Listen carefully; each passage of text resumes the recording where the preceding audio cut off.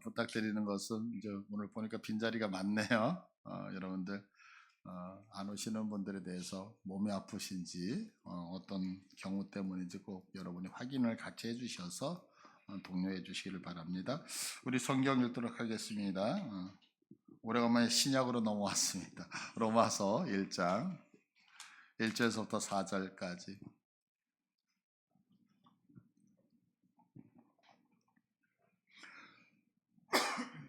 로마서 1장 1절로 4절 저하고 교독합니다.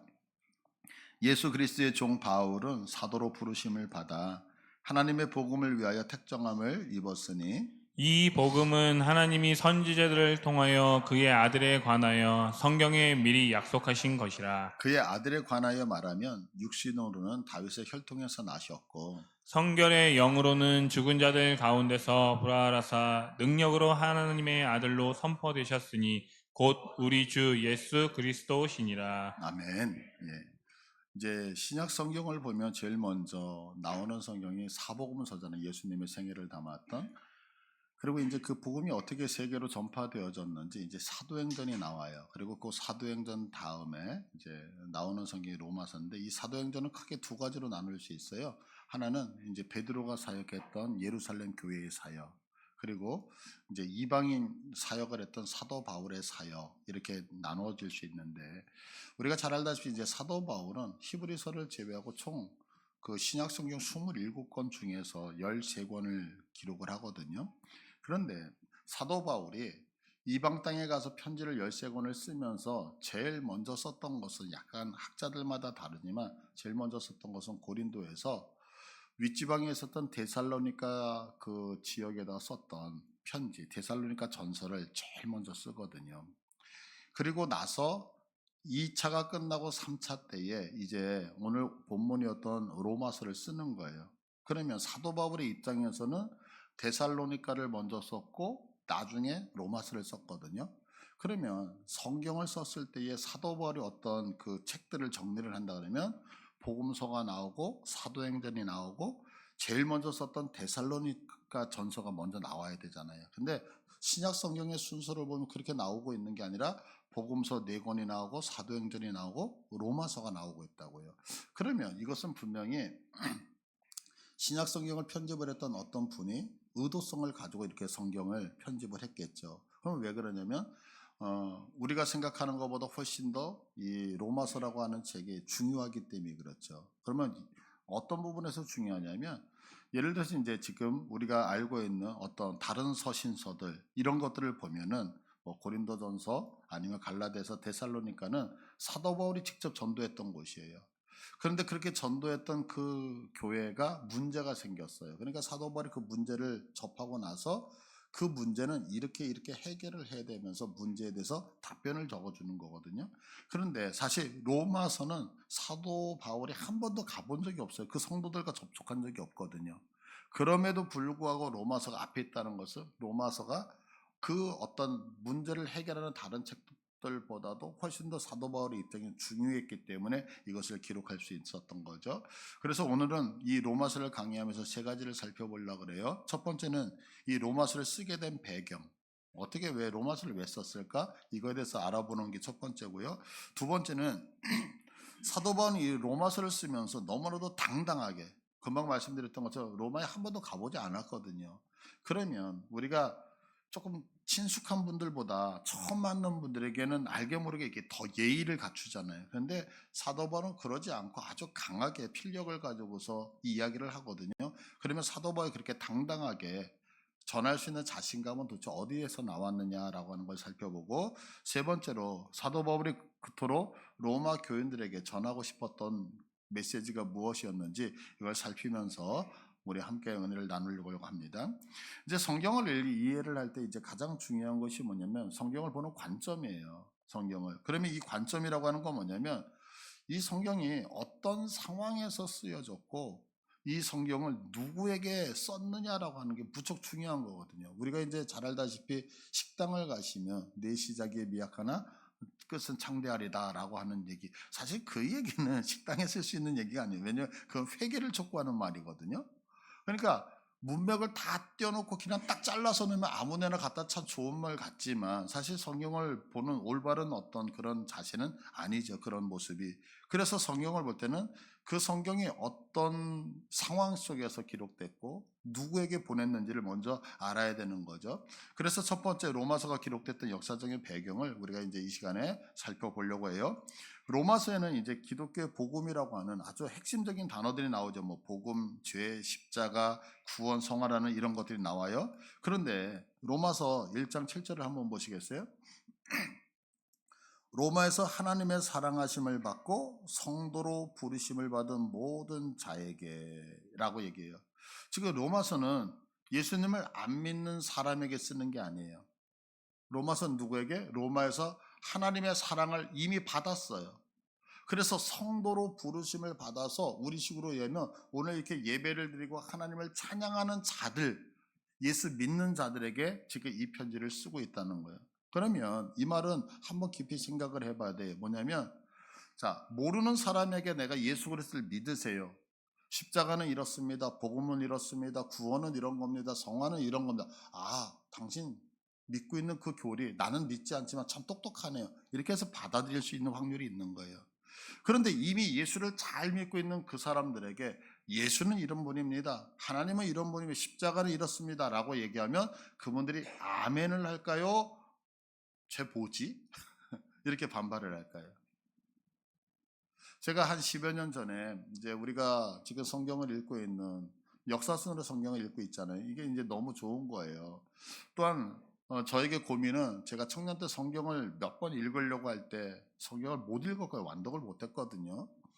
그래서 그것들에 대한 고민이 있었기 때문에 성경을 읽는다는 그것 자체가 저에게는 상당히 가슴을 뛰게 만들었었다고요. 그래서 제가 지금 우리가 하고 있는 어성경의 일권인회라고 하는 거 그것을 처음에 10년 전에 접했을 때에 이것을 우리 목사님들하고 함께 지교회에다가 전파하고 교육을 해서 모든 성도들이 참 읽었으면 좋겠다라는 생각을 갖게 되어졌어요. 근데 이제 이분들에게 이것을 전하는 게 참 막막하잖아요. 그러고 있다가 어느 날 제가 이제 인터넷 네이버를 이렇게 검색을 하다가 어느 교회를 쳤는데 교회 이름이 딱 나오고 주소가 나오는 거예요. 그걸 보면서 이 방법이 있겠구나. 그래서 안산과 시흥에 10년 전에 그 당시에 제가 조사한 거예요. 1700교회가 있더라고요. 그래서 그 1700교회에다가 제가 일일이 편지를 다 썼어요. 이 공부를 하자. 너무 좋으니까 이거 도움이 된다. 그랬더니 이제 몇 분의 목사님이 저한테 전화가 오셨어요. 딱 전화가 와가지고 너 이단이지? 예? 왜요? 그랬더니 네가 참 간이 부어도 보통 부은 게 아니다. 어떻게 목회자에게 성경을 같이 공부하자라고 얘기하냐. 라고 하면서 반발을 했던 기억이 나거든요. 그건 뭐냐면 세상 사람들은 성경 가르쳐주면 목사니까 성경 가르치는 이렇게 하지만 목사인 제가 목사님들에게 성경을 가르치겠다라고 얘기하면 아멘하는 분들과 반발하는 분이 많다는 거죠. 그러니까 지금 동일하게 바울이 지금 누군가에게 기독교 복음을 전하느냐면 믿음의 생활을 하고 있는 로마 사람들에게 전하는 거예요.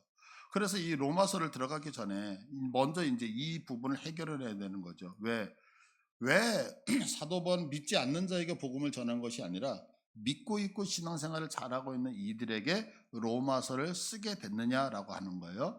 자, 이제 거기에는 여러 가지 이유가 있었어요. 첫 번째는 이제 뭐냐면 고린도는 그 당시에 이제 말이 달랐거든요. 그래서 고린도까지는 헬라 언어를 써요. 오늘날의 그리스 언어를 썼었어요. 그러니까 사도 바울이 생각할 때, 내가 이제 복음을 고린도까지 전해서 이제 헬라어로는 복음을 다 전했구나. 그래서 이제 다른 언어권이라고 하는 라틴어, 로마어라고 얘기를 생각하시면 돼요. 그 라틴어를 사용하는 사람들에게 내가 복음을 전해야 되겠다라고 생각해서 로마 교인들에게 쓰는 이유가 있어요. 또 한 가지는 뭐냐면 그 당시 사도 바울이 생각할 때 세상의 끝은 어디냐면 그 서바나였어요. 이 서바나가 오늘의 스웨덴이거든요. 스웨덴이냐 스페인이요. 스페인이었기 때문에 땅끝이라고 생각하고 스페인까지 복음을 전하는 거. 그래서 내가 복음을 전하러 가기 위해서 로마 교회가 좀 나를 후원해 주십시오라고 하는 그런 의미가 로마서에 쓰는 배경이었어요. 그러나 사실은 이거보다 훨씬 더 중요했던 이유가 뭐냐면 바로 로마 교회 갈등 때문이었어요. 로마서 16장을 보면 로마서 1장서부터 16장까지 이루어져 있는데요. 이 16장을 보면 16장에 총 몇 명의 이름이 등장을 하면 27명의 이름이 등장을 해요.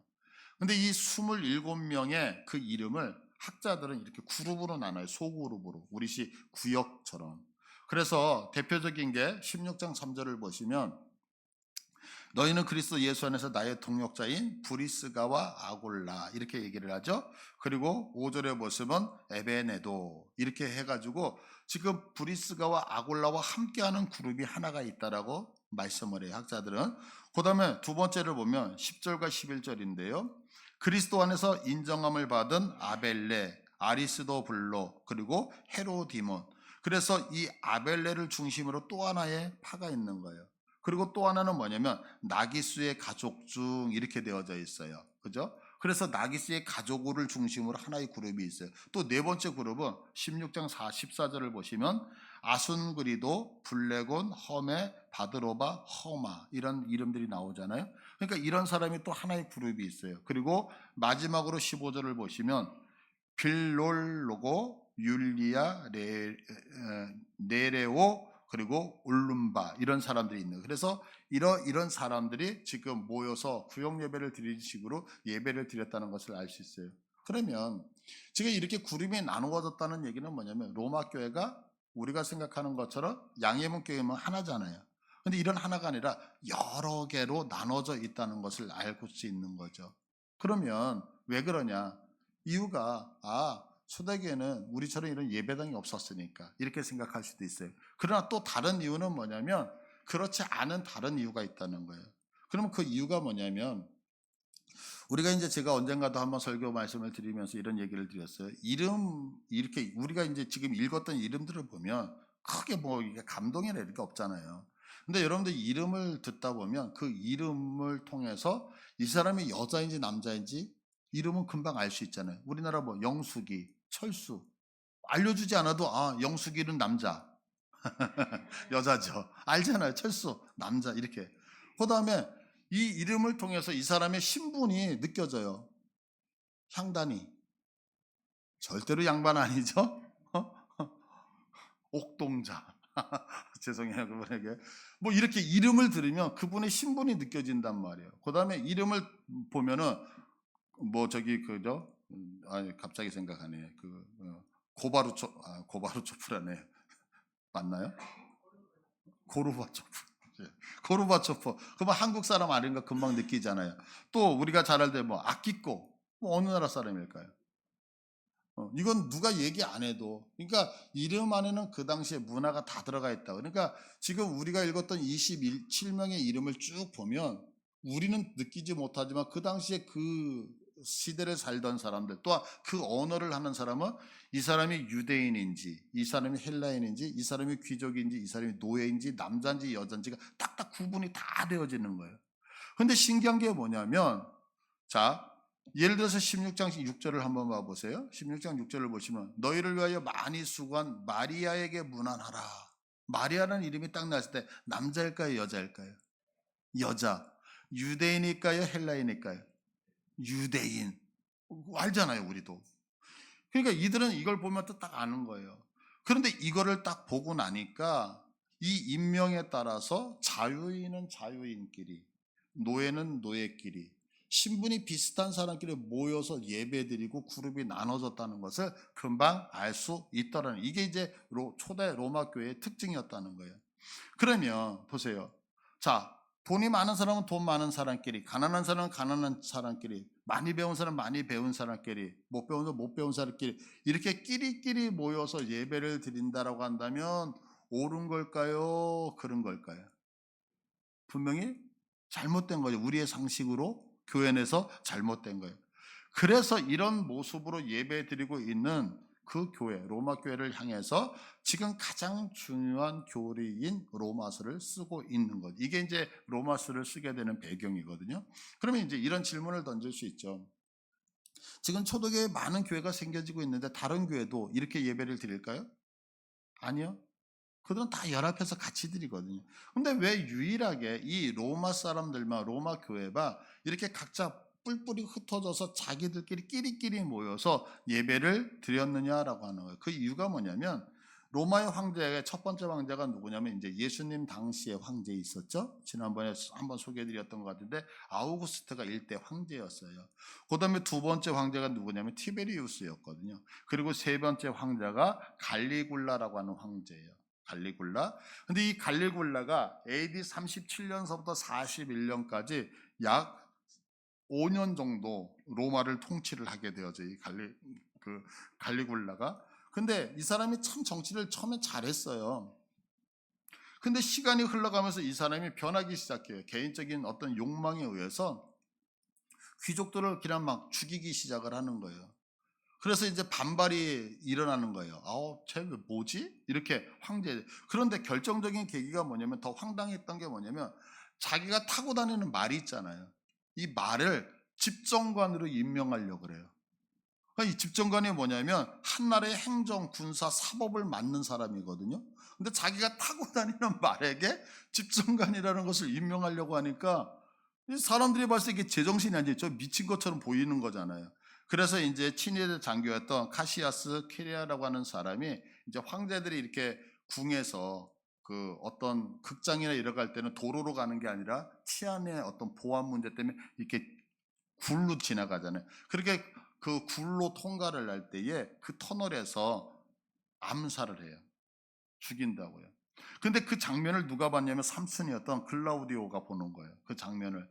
그래서 이 친위대가 글라우디오를 찾아가지고 죽이려고 하니까 이 글라우디오가 눈물을 흘리면서 나 목숨 한 번만 살려달라고 해서 살려주게 되어져요. 그래서 이 사람이 나중에 로마의 네 번째 황제인 글라디오가 되어지는 거예요. 그런데 이 친위대 장교였던 카이아스 길레아가 이 글라디오를 살려주는 이유가 있었어요. 왜냐하면 내가 지금 전임 황제를 죽였잖아요. 그렇다고 내가 이제는 황제야라고 얘기를 하면 사람들이 인정을 안 하잖아요. 정통성의 문제 때문에. 그런데 지금 이 글라디오는 누구냐면 그 전임 황제 삼촌이거든요. 그러니까 황제로 등극을 해도 인정을 해주면 정통성이 생기는 거예요. 두 번째는 뭐냐면 이 글라우디오가 태어날 때서부터 뭐 장애를 갖고 있었던 사람이에요. 그래서 그 책을 보면 뭐라고 얘기를 하냐면 이 사람이 말이 어눌했다 그래요. 그리고 이렇게 말을 할 때 침을 질질질질 흘리는 거예요. 그리고 고개를 막 까뜩거리면서 그 걷는 것이. 그래서 우리 앞으로 가 그러면 오른쪽 발이 나갈 때 왼쪽 발 나가 이렇게 거꾸로 가야 되잖아. 그런데 이 사람은 걸을 때 오른발 갈 때 오른팔 가고 왼팔 갈 때 그러니까 걷는 것도 이상한 거죠. 그러니까 누가 봐도 쟤는 이상하네 이렇게 생각을 그러니까 무슨 생각을 했냐면 그 카이사사 키리아가 저렇게 바보 같은 사람을 왕으로 세워놓으면 내가 섭정을 할 수 있겠구나 이렇게 생각을 했던 거예요. 그래서 이제 그를 살려주면서 원로원들을 다 모아놓고 전임 왕이 죽었으니까 이 글라우디오를 황제로 섬기겠습니다라고 선포를 해봐요. 근데 이 사람의 권력이 워낙 세니까 그 누구도 반항하지 못하고 그냥 글라우디오가 황제가 되어졌던 거예요. 근데 이제 문제가 생겼어요. 이 글라우디오가 똑똑했다 그래요. 그래서 제일 먼저 하는 일이 뭐냐면 자기가 황제가 되자마자 근위병들을 전부 다 사형시켜버려요. 그리고 자기가 황제의 정권을 차지해버리게 되어진 거죠. 그래서 이제 학자들이 얘기를 할 때 이 사람이 원래 이 친위대에 의해서 세워진 게 아니라 자기가 황제가 되고 싶었는데 몸이 불편한데 자기를 아무도 황제로 세워주지 않잖아요. 그래서 이용했다라고 얘기할 정도로 그렇게 똑똑했다라고 얘기를 해요. 그래서 하여간 이 사람이 이제 AD 41년도에 네 번째 로마의 황제가 되어지는 거예요. 그런데 8년이 지났을 때에 AD 49년쯤에 이제 유대인들과 유대인들끼리 큰 싸움이 일어났어요.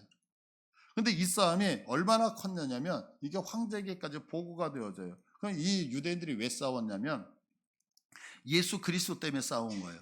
유대인들끼리 모였는데 어떤 사람은 예수님이 메시아다라고 얘기를 하는 사람이 있는 반면에 어떤 사람은 그 예수님은 선지자다, 메시아가 아니다. 그래서 둘이 대립을 하면서 크게 싸움이 일어나는 거예요. 근데 문제가 뭐냐면 이들이 싸우다 보니까 돈 쓸 일이 없잖아요. 왜? 싸우면 너무 열중하다 보니까. 근데 이 유대인들이 너무너무 돈이 많았던 거예요. 그래서 돈을 풀지 않아 싸우는 동안에. 그러니까 로마의 경제가 완전히 문제가 돼가지고 휘청하기 시작하는 거예요. 그래서 이 유대인들의 싸움이 글라우디오 황제에게 보고가 되어지는 거예요. 그러면 이제 황제는 이거 해결을 해야 돼요, 안 해야 돼요? 해결을 해죠. 그래서 자, 예수를 그리스도로 믿는 너 일로 와봐. 아, 그랬어? 너 반대하는 사람 너 일로 와봐. 그래, 이렇게 타협해 라고 해야 되는데 글라우디가 그러지를 않았던 거예요. 어떻게 이걸 한 방에 해결하냐면, 그래? 알았어. 그래서 유대인들을 전부 다 로마에서 추방해 버리는 거예요. 너희들 며칠까지 팀 싸서 다 나가. 유대인들 로마의 땅에 살 필요가 없어. 그 사건이 사도행전 18장 2절에 기록되어져 있는 거예요. 아굴라라 하는 본도에서 난 유대인 한 사람을 만나니, 누가? 글라우디오가, 네 번째 황제죠. 네 번째 황제 글라우디가 모든 유대인을 명하여 로마에서 떠나라 한 거로, 이렇게 한 줄로 기록이 되어져 있는 거예요. 지금 말씀드린 사건이. 자, 그러니까 갑자기 로마 땅에 유대인들 다 쫓겨났어요. 지금 유대인들이 있어요, 없어요? 오직 로마 땅에 누구만 있어요? 이방인들만. 자, 그래서 다 쫓겨났는데 그 다음날 주일이 됐어요. 예배 드리러 올까요, 안 올까요? 예배 드리러 왔어요. 누가? 이방인들이. 딱 왔는데 그동안은 예배를 집전을 누가 했냐면, 유대인들이 아무래도 예수님에 대해서 많이 알고 율법을 많으니까 유대인들이 섰을 거 아니에요. 근데 유대인들이 한 명도 남지 않고 다 쫓겨갔어요. 교회를 딱 왔는데 목사님이 없는 거야. 자, 그러면 그들이 예배를 안 드리고 집에 갔다, 아니면 자기들끼리 예배를 드렸겠다? 당연히 드렸겠죠. 그러니까 우리식으로 얘기하면 이거예요. 목사님들이 자, 이쪽 배에서 딱 싸웠더니 정부에서 모든 목회자를 일본으로 다 추방시킨 거예요. 그러면 저도 추방 당했겠죠. 다음 주에 우리 교회 예배드릴 여러분들 오셨잖아요. 딱 왔는데 설교할 사람이 없어. 그러면 집에 가시겠어요? 아니면 이 중에서, 그래서 우리 장로님께, 장로님 설교 좀 해주세요. 아, 못 하셔도 돼요. 당황스럽지만 이러면서 예배드리지 않겠느냐고. 자, 그런데 그 예배가 처음엔 당황스러웠어요. 그 다음 주에 왔는데 또 있어요, 없어요, 유대인들? 그러니까 또 예배드려. 그 다음 주. 그러니까 이제는 서서히 준비하기 시작을 하잖아요. 그러면서 그 예배가 점점 체계를 잡아가기 시작하는, 그러면서 시간이 몇 년이 흘러가며 5년이라는 시간이 흘러가기 시작하는 거예요. 그래서 이제는 시간이 많이 흘러가니까 5년 정도 되어지면 목사님 필요 있어요, 없어요? 우리끼리 이제 잘 교회가 운영되어지고 안정적으로 지금 가고 있는 거예요. 그러고 있다가 AD 54년에 이 네 번째 황제였던 글라우디오가 죽어요. 그럼 이제 황제가 죽으면 제일 먼저 하는 게 뭐냐면, 그 황제가 살아 있을 때 내렸던 명령들을 전부 다 찾아내는 거예요. 그리고 후임으로 올라오는 황제가, 아, 요거는 계속해서 진행해, 요거는 하지 마, 이렇게 명령을 내리는 거예요. 근데 지금 이 글라우디오가 무엇을 했다 그랬어요? 유대인들 다 추방을 했잖아요. 근데 그 다섯 번째 황제가 누구냐면, 우리가 잘 알고 있는 네로 황제가 올라왔어요. 근데 네로 황제가 이 추방령에 대해서 더 이상 추방을 하라라고 하는 명령을 안 내려. 그러니까 사람이 죽었어. 글라우디가 죽으니까 이 법이 뭐냐면 폐기가 돼서 다시 원상 복귀가 된 거예요. 유대인들이 다시 로마에 올 수 있어요, 없어요? 올 수 있었던 거예요. 그래서 이 법을 알았던 사도 바울이 이 법을 인용하여 성경을 쓰는 구절이 어디냐면 로마서 7장 1절이에요. 7장 1절. 형제들아, 내가 법 아는 자에게 말하노니 너희는 그 법이 사람이 살 동안만 그를 주관하는지 알지 못하느냐? 남편 있는 여인이 그 남편 생전에는 법으로 그에게 매인바 되나, 만일 그 남편이 죽으면 남편의 법에서 벗어나더라. 이게 뭐냐면 그 당시 문화 풍습 속에 있는 법의 이 사건을 가지고서 사도 바울이 이 말씀을 쓰는 거거든요. 자, 그리고 추방령이 내려져서 이제 5년 만에, 야, 황제가 죽어서 우리 로마로 돌아가도 된대. 그러니까 이제 종교 지도자들, 그동안에 쫓겨서 가고 싶어도 못 갔던 사람들이 왔을까요, 안 왔을까요? 그래서 제가 이제 우리 양해문 교회 문을 탁 열고 왔어요. 그러니까 여러분이 찬양도 하고 예배도 하고 설교를 할 때 제가 감격이 있겠어요, 없겠어요? 와, 내가 없는 5년 동안 우리 양해문 교회가 너무너무 든든하게 서가고 있잖아요. 그러니까 막 감격하면서, 그래서 예배가 마쳤는데 여러분하고 막 포옹하면 너무너무 즐겁게, 야, 그러고서 이제 점심 식사를 하러 들어간 거예요. 근데 밥을 먹으려고 딱 봤는데, 못 보던 반찬이 있어요. 이거 뭐죠? 그랬더니 돼지고기예요. 그러면 제가 먹겠어요, 안 먹겠어요? 저는 먹죠. 근데 유대인들은 먹겠어요, 안 먹겠어요? 기겁을 하는 거죠. 어떻게 예배 끝나고 그 불결한 음식 먹어요? 그러니까 한마디 하는 거죠. 아니 하나님을 예배하는 사람들이 어떻게 이게 부정한 음식을 먹을 수 있어요? 라고 얘기했을 때 그분들이 목사님 죄송해요 라고 얘기했겠어요? 지금까지 5년 동안 아무 일도 없었는데 이러겠어요? 아무 일도 없었잖아요. 그러면서 이제 갈등이 일어나기 시작한 어떤 갈등이요? 유대인들은 다시 옛날의 전통대로 가려고 할 것이고 5년 동안 교회를 지키면서 믿음의 생활을 했던 이 이방 교회의 지도자들은 지금까지 우리 교회 하나님 안에서 예수 안에서 믿음으로 잘 성장했는데 왜 저분들 5년 만에 돌아와가지고 자꾸 우리한테 뭐라 그래?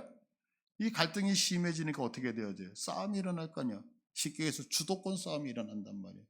근데 그 주도권 싸움이 일어날 때 어떤 사람은 아니야 우린 지금까지 해오던 대로 갈 거야. 아니야 저분들이 맞을 수도 있어 라고 하면서 패가 갈라지기 시작했죠. 이렇게 갈라지면서 아까 우리가 로마서 16장에 봤던 것처럼 끼리끼리 마음에 맞는 사람들끼리 모여서 예배를 드리기 시작을 했다라고 하는 거죠. 자, 이런 극한 상황 속에서 사도 바울이 이 소식을 듣고서 기록하는 성경이 무슨 성경이다?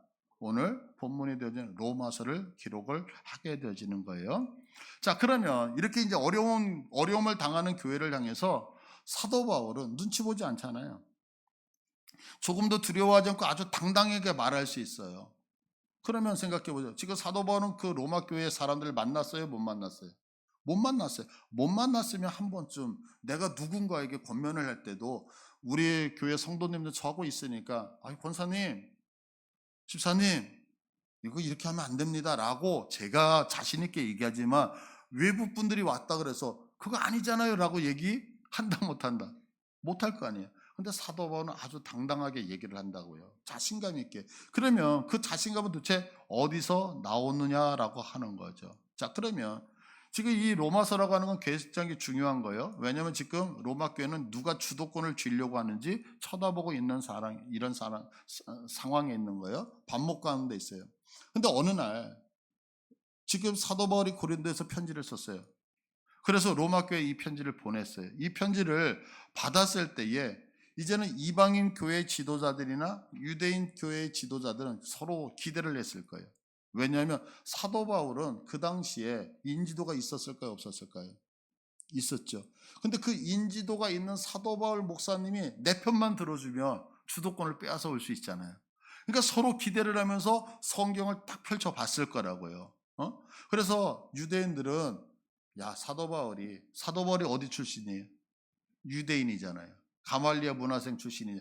그러니까 아무래도 팔은 안으로 굽는다고 우리 유대인 편 들어주지 않겠어? 라고 나름 기대를 하는 거고 이방인은요. 사도 바울이 복음을 전하면서 뭐라고 얘기해요? 나는 이방인의 사도로 부름을 받았다고 얘기하잖아요. 그러니까 아무리 그래도 유대인이지만 사도 바울은 이방인의 사도라고 하니까 우리 편을 들어주지 않겠어? 라고 당연히 생각을 하겠죠. 그러니까 서로 기대를 하면서 로마서를 딱 펼쳐봤던 거예요. 그런데 로마서를 딱 펼쳐보니까 성경을 인사를 했어요. 그리고 1장 29절로 가니까 말씀이 이렇게 나오네요. 모든 불이 추악, 탐욕, 악의가 가득한 자요, 시기, 살인, 분쟁, 사기, 악독이 가득한 자요, 수근수근하는 자요, 30절에 비방하는 자요, 하나님께서 미워하는 자요, 능욕하는 자요, 교만하여 자랑하는 자요, 악을 도모하는 자요, 부모를 거역하는 자요, 우매한 자요, 배약하는 자요, 무정한 자요, 무자비한 자라 그러면서 총 21가지의 죄를 쫙 나열을 해. 근데 우리는 잘 이거 모르지만 지금 이 얘기를 가만히 듣다 보니까 이 얘기는 유대인들을 향한 얘기인 것 같으세요? 이방인들을 향한 얘기인 것 같으세요? 이방인들. 그러면 이제 이 얘기를 딱 듣는 순간에 이쪽에 유대인 지도자들은 뭐라겠죠? 엄매 기사라. 그렇죠? 이방 사람들은 우리 책망 안에 엄매 기죽어. 그러면서 이제 막 분위기가 바뀌는 그런 상황인 거예요. 자, 1장까지 읽었어요. 그런데 이제 2장으로 딱 넘어가네요. 이런 분위기 속에서 2장 1절 딱 보니까 그러므로 남을 판단하는 사람아. 그럼 지금 누가 판단하고 있었겠어요? 유대인 사람들이 이방인들. 그럼 그렇지. 사도 바울은 우리 편이었지. 이렇게 생각하고 있는데 갑자기 2장 1절에서 남을 판단하는 사람아. 딱 그러면서 하는 얘기가 뭐냐면 누구를 막론하고 내가 핑계하지 못할 것은 남을 판단하는 것으로 내가 너를 정죄하매니 판단한 내가 같은 일을 행한다. 무슨 얘기를 하고 있어요? 너희들도 똑같아. 지금 이야기를 해버리는 거죠. 그러면서 이 3절에 보시면 이런 일을 행하는 자를 판단하고도 똑같은 일을 행하는 너희 유대인들아. 그러니까 이쪽 지금 이방인들은 분위기가 올라가고 이쪽 유대인들은 온매 기주가 지금 이런 분위기로 가고 있는 거예요. 근데 결국에는 2장으로 쭉 내려가면서 3장을 지나가면서 결론이 뭐냐면 3장 23절에 보니까 모든 사람이 죄를 범하였음에 하나님의 영광에 이르지 못하더라. 무슨 얘기하고 있는 거예요? 사도 바울은 누구 편을 들어주는 게 아니라 이방인인 너희도 죄인이고 유대인 너희들도 죄인이고 다 하나님의 영광에 가지 못하더라, 이렇게 얘기를 하는 거죠. 제가 언젠가 말씀드렸었잖아요. 우리 가정들을 보면 깨끗한 집이 있고 더러운 집이 있어요. 그냥 모든 가정에 다 쓰레기가 있다고요. 자, 그러면 깨끗한 집은 왜 깨끗할까요? 쓰레기가 쓰레기통에 있기 때문에. 더러운 집은 왜 더러워요? 쓰레기가 쓰레기통 밖에 있기 때문에 더러운 거예요. 그럼 우리가 인생을 살아가면서 착한 사람이 있고 악한 사람이 있잖아요. 그럼 착한 사람은 어떤 사람이에요? 죄가 아직 남에게 들통나지 않은 사람이 착한 사람이고, 악한 사람은 죄가 들통난 사람이 착한 사람이에요.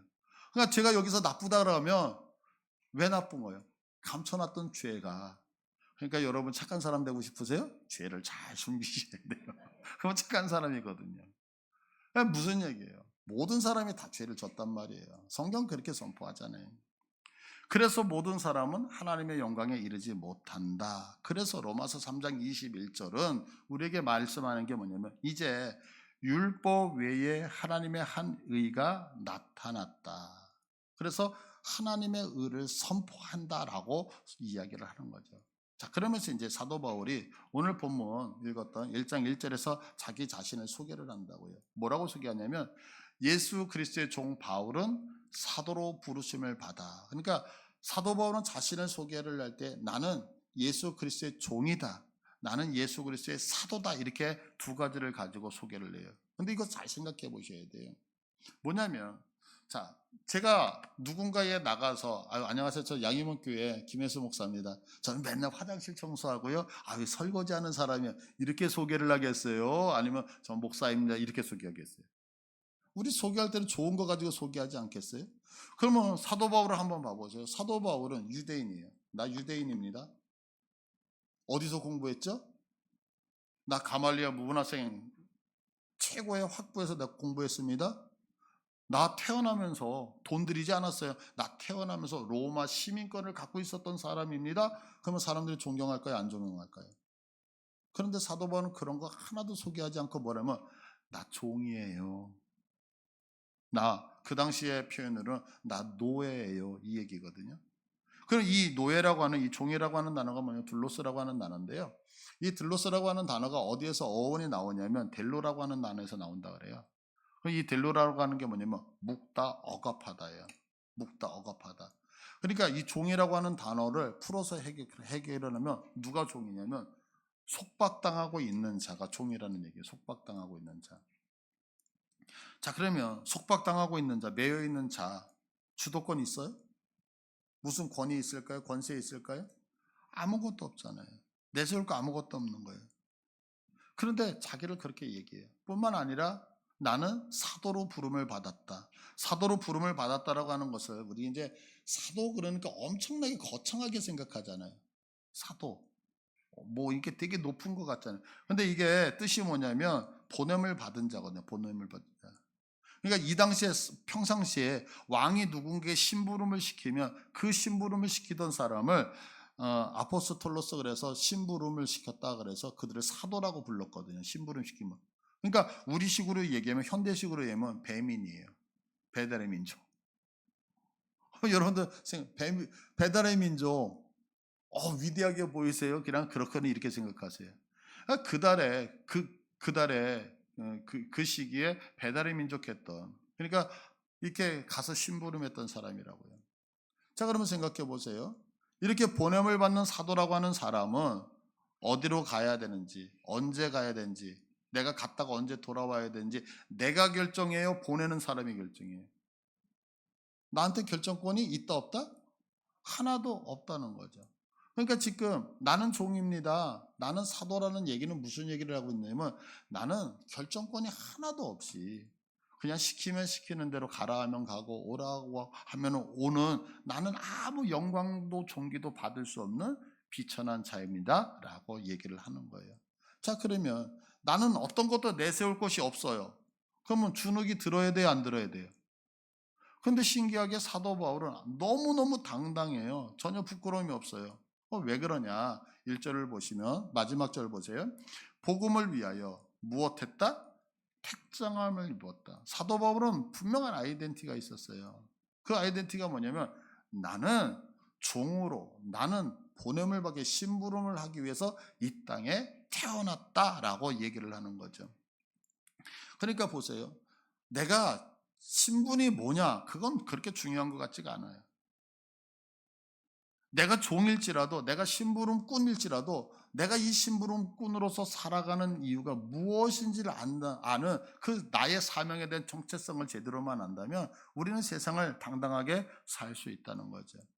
근데 한번 여러분들 생각해 보세요. 바울은요, 이 정체성을 가지고 정확하게 얘기해요. 너 누가 보냈지? 하나님이요. 누구에게 보냈어? 지금 방황하고 있는 이 로마 교회예요. 무엇 때문에 왔지? 그 갈등을 해소하기 위해 복음 들고 왔어요. 분명하게 얘기하잖아요. 그러니까 나를 누가 보냈는지, 누구에게 보냈는지, 그리고 왜 보냈는지를 정확하게 아는 사람이 당당할 수 있는 거죠. 여러분들, 우리 하나님께서 우리를 창조하셨다는 사실 믿으십니까?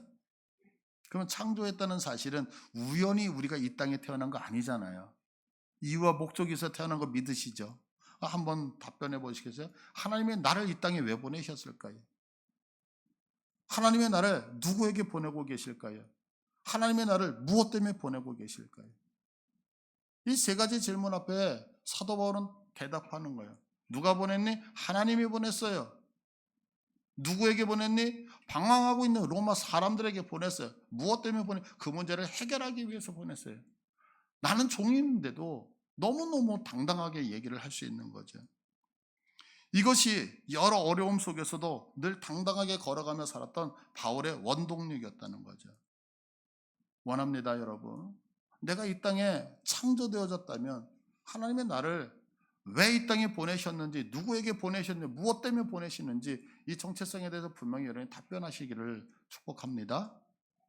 자, 그럼 이제 마지막으로 바울이 이런 갈등을 겪는 로마 교회에 전하고 싶었던 것이 뭐냐면 나는 복음을 위해서 택정을 받았대. 복음.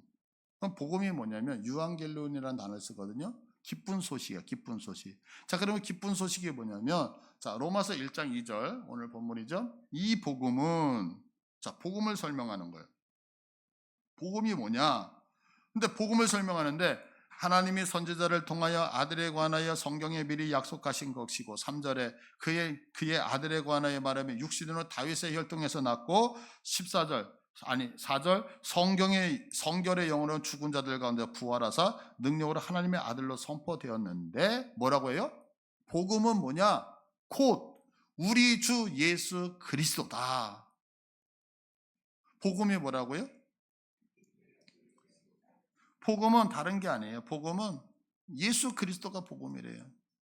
그러니까 복음이 뭐예요? 복음은 기쁜 소식이잖아요. 기쁜 소식이 뭐냐면 내 자녀가 취직했대요. 이게 기쁜 소식이 아니에요. 누가 돈을 많이 벌었대요. 아파트 당첨돼. 이게 기쁜 소식이 아니에요. 성경에서 말씀하고 있는 기쁜 소식은 예수 그리스도라고요. 그런데 보세요. 사도 바울이 고백하는 게 뭐냐면 1장 16절을 보시면 내가 예수 그리스도를 부끄러워하지 아니한다라고 얘기해요. 자, 복음을 예수 그리스도를 부끄러워하지 않는다는 얘기는 거꾸로 얘기하면 나는 왜 부끄럽지 않아요? 자랑스럽죠. 그러니까 사도 바울은 얘기를 하는 게 뭐냐면 나는 복음이 자랑스럽다는 거예요. 나는 복음이 예수 그리스도가 자랑스럽다는 거예요. 그러면 왜 그 복음 예수 그리스도가 자랑스럽냐? 그것은 다른 것이 아니라 모든 믿는 자에게 구원을 주시는 하나님의 능력이 그 복음에 예수 안에 있기 때문에 나는 자랑스럽다라고 선포를 하고 있는 거죠. 자, 그런데 보세요. 구원을 주셔. 하나님의 능력을 주시는데 누구에게 주신다는 거예요? 모든 믿는 자에게. 다시에게서 가난한 자가 됐던, 돈이 많은 자가 됐던, 건강한 자가 됐던, 건강하지 않은 자가 됐던, 많이 배운 자가 됐던, 배우지 못한 자가 됐던, 나이가 많은 자가 됐던, 나이가 어린 자가 됐던 간에 예수를 믿는 모든 자를 구원하신대요. 이게 무슨 얘기일까요? 예수님 안에는 차별이 있다 없다? 예수님 안에는 차별이 없다 이 얘기예요. 그래서 복음서를 보면 예수님은 당신에게 나오는 죄인들도 고치셨어요.